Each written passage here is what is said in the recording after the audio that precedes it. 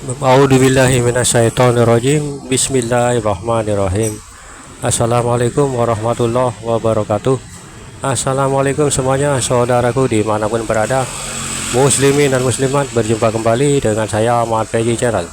Oke lur, kita berdoa dulu semoga kita selalu dalam perlindungan Allah Subhanahu wa taala dari segala macam bencana, dari malapetaka, dan juga diberikan rezeki halal dan barokah dunia akhirat, kesehatan jasmani dan rohani. Amin amin ya rabbal alamin. Oke lur, santai-santai dulu sambil melihat pemandangan di depan. Ini kita membahas bencana alam. Insya Allah ini temanya bencana alam kali ini, karena semuanya teman-teman saudaraku semua sudah tahu, ya kan, sudah tahu akan datangnya bencana, entah itu megatrust, entah itu apa, ya kan? Bahkan 90% di kolom komentar channel saya sudah tahu semuanya, ya kan, sudah tahu akan datang suatu bencana yang sangat besar, ya toh. Nah, karena itulah jika semua orang tahu, maka itu berarti tidak lama lagi akan terjadi seperti itu loh, benar-benar terjadi, ya kan. Hampir 90% yang komen di kolom komentar ini mengatakan demikian, ya toh. Sudah tahu, alhamdulillah. Kalau seperti itu kita kan sharing. Mudah-mudahan ya, menurut Anu sih memang secara kemanusiaan namanya juga bencana, kan banyak kan terjadi korban. Tapi jika alam sudah mulai muak, sudah mulai benci, ya toh, dengan ulah manusia, yang kasihan itu siapa? Yang kasihan itu yang tidak ikut apa-apa, orang yang benar-benar mencari nafkah untuk demi istri, demi keluarga, anak dan istri, orang yang tulus. Itu yang kasihan itu saya lur. Itu insya Allah juga ikut dampaknya, ya. Saya seumpama itu, jika satu rumah, ya kan, melakukan zina itu depan belakang samping kanan kiri itu kena imbasnya 40 rumah. Bayangkan, jauh bukan, 40 rumah itu itu kena dampaknya. Nah, apalagi bencana ini, atau kasihan orang-orang yang tidak melakukan apa-apa, yang tidak melakukan dosa, kezoliman, keserakahan, itu akan kena dampaknya. Tapi ya bagaimana lagi, tentu saja bencana itu, ya toh, akan misalkan banjir, orang yang baik-baik itu biasanya kan mati syahid, ya toh, dalam artian kan kena bencana, bukan disengaja. Berbeda lagi dengan orang-orang yang kufur nikmat, zolim, serakah, itu kan beda lagi, ya toh. Itu bencana, bahkan maut bagi mereka, ya toh, kan seperti itu lur. Nah ini nanti insya Allah, atau mudah-mudahan lah tidak terjadi, tapi memang bagaimana lagi, biasanya yang bencana itu akan terjadi itu diantara menginjak November, Desember, dan Januari, 3 bulan. Nah, 3 bulan ke depan ini, yang bulan November, Desember, dan awal-awal Januari, akan besar bencana ini. Bahkan bisa juga terjadi megatrust itu.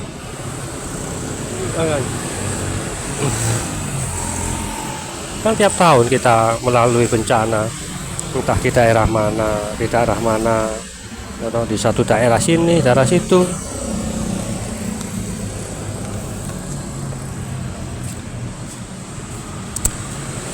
Kan seperti itu, entah itu bencana biasanya di awal tahun, kecelakaan, ya kan, musibah kecelakaan yang begitu banyak, begitu besar, ya kan, contohnya seperti itu. Makanya ini nanti mungkin di tahun akhir 2024 dan awal 2005, insya Allah ini nggak akan terlupakan oleh rakyat Indonesia ini nanti. Akan terjadi bencana yang sangat besar seperti itu, ya toh. Besar lur, ini lur, ya toh. Terus bagaimana lagi jika itu memang terjadi? Kita juga ya wis bingung lah. Kalau seperti saya ini juga bingung kenapa efek dampaknya itu yang tidak bersalah itu toh yang saya pikirkan. Tapi kan menurut amal ibadah masing-masing kan seperti itu loh.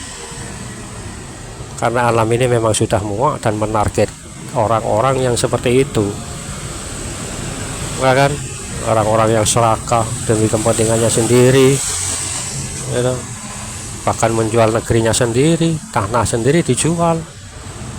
Marah sebetulnya loh. Kalau seandainya kita bisa mendengar kemarahan dari alam, waduh nggak kuat, telinga kita ini akan pecah.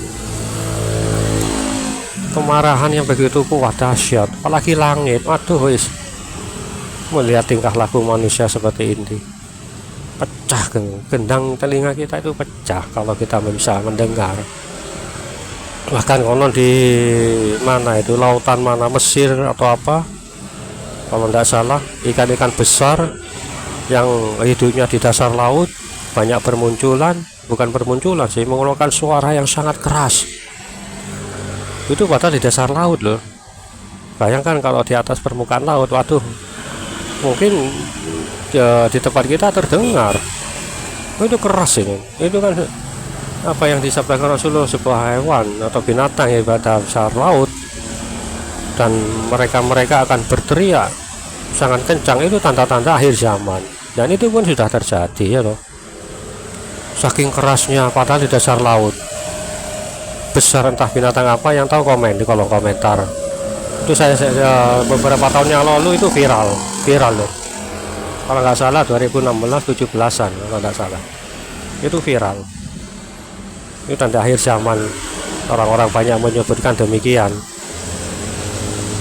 Bukan paus ataupun hiu, saking besarnya menjerit, berteriak. Padahal di dasar laut itu sampai terdengar di permukaan, bahkan di daratan itu.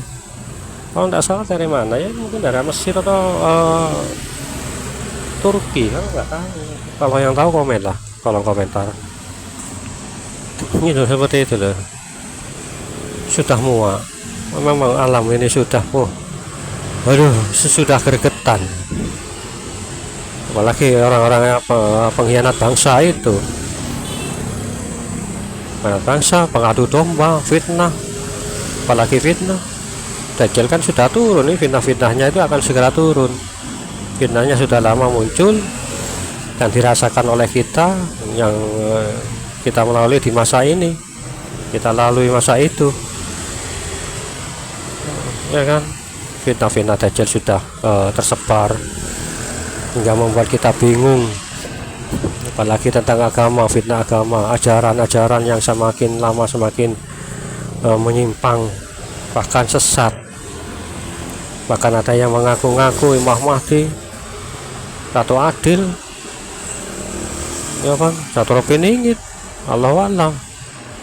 Soalnya sosok orang seperti Imam Mahdi ataupun satu peningit itu nggak butuh pengakuan, orangnya nggak ngaku gitu loh. Orangnya beliau itu loh, Imam Mahdi itu nggak ngaku kalau beliau Imam Mahdi. Nah ini ada orang-orang yang mengaku, nah itulah repotnya, ya kan. Itu ada nanti tanda-tanda sendiri, ciri-ciri itu sendiri, nggak perlu kita cari, kita sudah dengar. Nggak perlu kita mencari atau kemana-mana, itu nanti kita akan mendengar, ya kan. Ini zamannya sudah, wes, kita sudah hidup di akhir zaman loh. Usia kita di tahun 70-an, kelahiran 70-an, 80-an, kita akan mungkin merasakan itu bencana-bencana dan juga munculnya satu penyakit ini.